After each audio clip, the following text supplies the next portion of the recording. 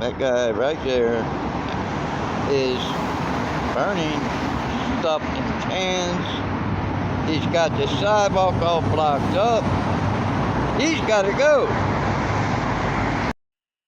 Our freedoms. The FBI is opening a new China-related counterintelligence case about every 10 hours. The Chinese are preparing for war. We Americans are very good at being oblivious as to what our enemies are saying. And we did not pay attention to Osama bin Laden until one day he killed 2,977 Americans. This is not an election since 2016. The House Judiciary Committee just released a detailed report on this government operation. It puts a serious damper on one of the big narratives on censorship we've been told for a while now. Conservatives, they've been crying afoul about government censorship for years. This had mainly to do with political censorship on, social media sites, places like Facebook, Twitter, YouTube. The common narrative on the left to counter that claim has usually been along the lines that censorship is only censorship if the government does it. And the argument was that private businesses, they have a right to moderate content as they see fit, which they do. And if government tried to step in and tell social networks, for example, that they couldn't remove content that they don't want on their platforms, then that would actually be government interference with the companies and also their freedom of speech. But it turns out that's not what was happening. Now, we discovered through these so-called Twitter files that government agencies were in fact running campaigns of political censorship. This included evidence at the FBI, for example, that they were directly communicating with social networks to flag content which was then deleted or hidden from the public based on their recommendations. Now, this showed a type of public-private partnership, and this raised questions over whether censorship by proxy could still be regarded as government censorship, and on that, a violation of the First Amendment of the U.S. Constitution. Now, there are legal cases on that right now, and the debate on it's likely not going to end until it goes to the Supreme Court and they make a decision. But now something else has been uncovered. It turns out now the Department of Homeland Security was running a large-scale censorship campaign, even bigger than the FBI one. It follows a similar model to what we knew about before, the public-private partnership that lets government agencies censor people by proxy. Only now, it seems the system actually goes deeper. Representative Jim Jordan of the House Judiciary Committee, the chairman, he gave a brief overview on X about the new findings, and he detailed hundreds of secret reports that show Department of Homeland Security, CIA, and the State Department working with Stanford University to censor Americans. Now, a big focus of this campaign was to impact the 2020 elections, and information that was censored, well, it included news reports that were accurate. It included people posting jokes and opinions. In other words, this was not about so-called misinformation or disinformation. It was protected speech that they were censoring. And this can represent a major violation of the basic rights of Americans. Also in the fact in itself, it could represent a form of really just direct election interference. Now, Representative Jim Jordan wrote that federal government disinformation experts at universities, big tech, and others worked together through the Election Integrity Partnership to monitor, censor American speech. It says the big bombshell here, really in my opinion, is that the Election Integrity Partnership, or EIP, he says, was created at the request of CISA. Now, Representative Jordan posted 2 internal messages explaining this.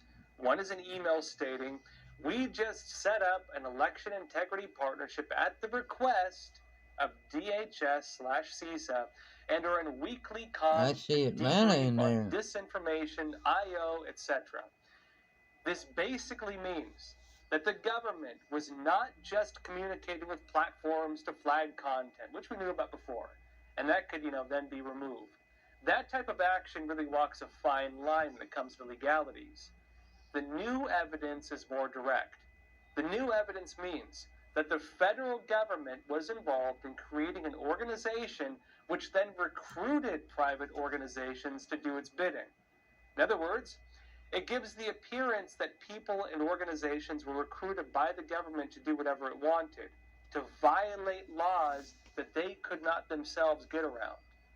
Now, Representative Jordan explained how it worked. He said that the Election Integrity Project, which included the federal government notably, would submit reports on so-called misinformation. The EIP would then analyze the report and find similar reports across the internet. Then the EIP would send the reports to big tech companies like social networks, along with recommendations on how to censor the content. Now, the House Judiciary Committee report noted that Congress was only able to get the documents showing how the system worked after they threatened to hold people in contempt. In other words, even though this was a government operation being run with private companies, it was being hidden from the public. And the initial refusal of some of those involved to keep the documents from Congress suggests that at least someone didn't want the public or even members of Congress to know about what they were doing. Now, the campaign mostly targeted conservatives, as I noted. It targeted everyone to an extent, all groups, but conservatives, the main ones. And among the people who were being silenced, it included President Donald Trump, as well as many news outlets and top influencers. This could represent a direct attack on the freedom of the press. Now, I personally argue this represents a direct attack on the foundations of the American system of government, the ability of the public to cast their votes and choose their elected leaders. Our election system in America depends on an informed public making informed decisions. And if the government, or even worse, a particular political party, decides to filter information that people rely on when making those decisions, then this represents a direct assault on America's foundation with its elections. Public debate was being stifled. Key information that could have changed the way people cast their votes was being deleted or hidden from the public. The House Judiciary Committee published internal communications detailing what was happening behind the scenes, and they show some of the content that was being flagged by EIP. And it turns out, guess what? The Epoch Times was being censored through this system. And this includes many of our stories about problems with the 2020 elections. The internal communications, they even detailed the amount of engagement that our posts were getting on social media. I'll give you a few examples. It notes that the government system, this is their content made to flag our content for censorship. It says this: Biden getting 21K dead voters in Pennsylvania, Epoch Times. Thousands of fake voters in Nevada. Consolidated narrative of ways Dems cheated through mail-in ballots. Consolidated narrative of how the CCP has influenced the elections. Now, those are not headlines. Those are the notes from the EIP to categorize our content and to try to ensure the public didn't see our reports on those topics. It also includes communications on plans to censor news outlets on Facebook. Now, this is a note in September of 2020. It flags both the Daily Wire and the Epoch Times for having Facebook pages where content goes beyond the technical scope of the pages, they argue. Now, it claimed that the Daily Wire's page, called Angry Republican, doesn't represent a real unique media brand. It claims that the Epoch Times Texas page doesn't represent any real media brand in Texas. And of course, that's nonsense. Epoch Times does have a branch in Texas, and many news outlets post content on local pages with national news.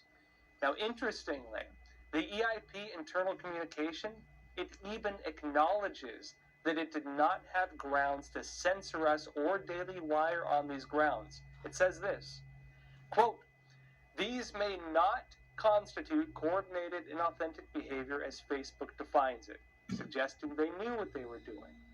And of course, most news outlets have social media pages, and most of them have different pages for different audiences.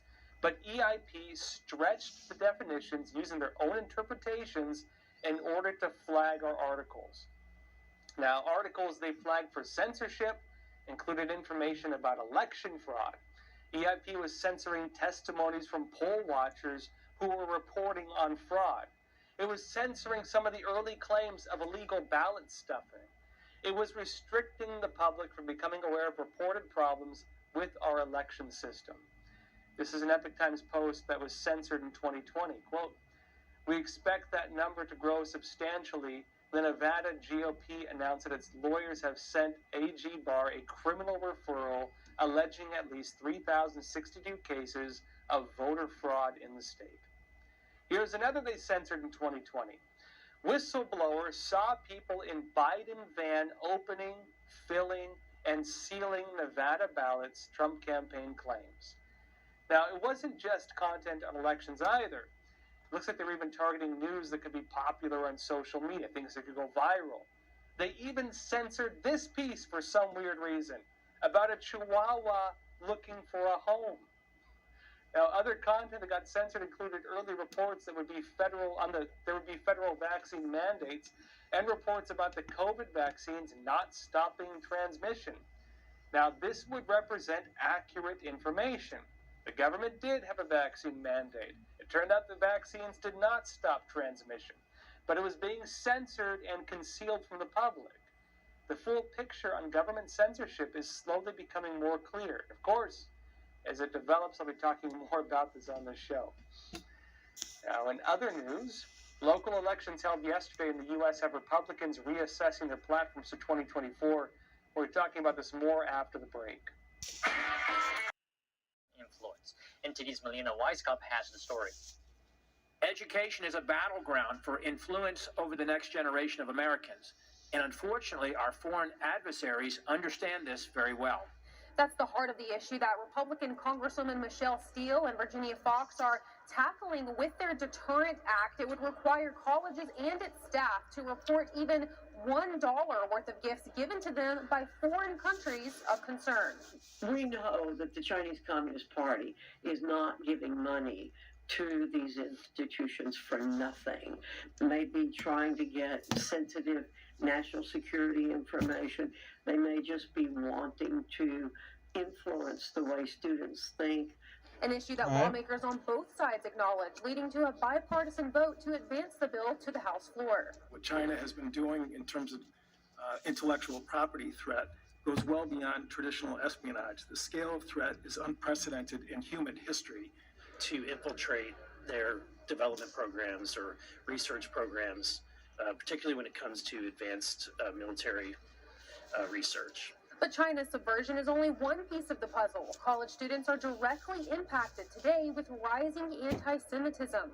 A report finds that over 200 American colleges and universities received $13 billion from foreign regimes, which has helped fuel anti-Semitism on college campuses. And the colleges and universities raking in money from the Middle East appear to be ignoring Title VI while they allow Jewish students to be threatened and harassed on campus. And the House Judiciary Committee today held a separate hearing to examine the rise in anti-Israel sentiment on college campuses and the violence that are directed at students who are supporting Israel. Reporting from Capitol Hill, Melina Weisskopf, NTD News. Anybody that Biden and Trump are virtually tied in the Atlanta Journal-Constitution poll.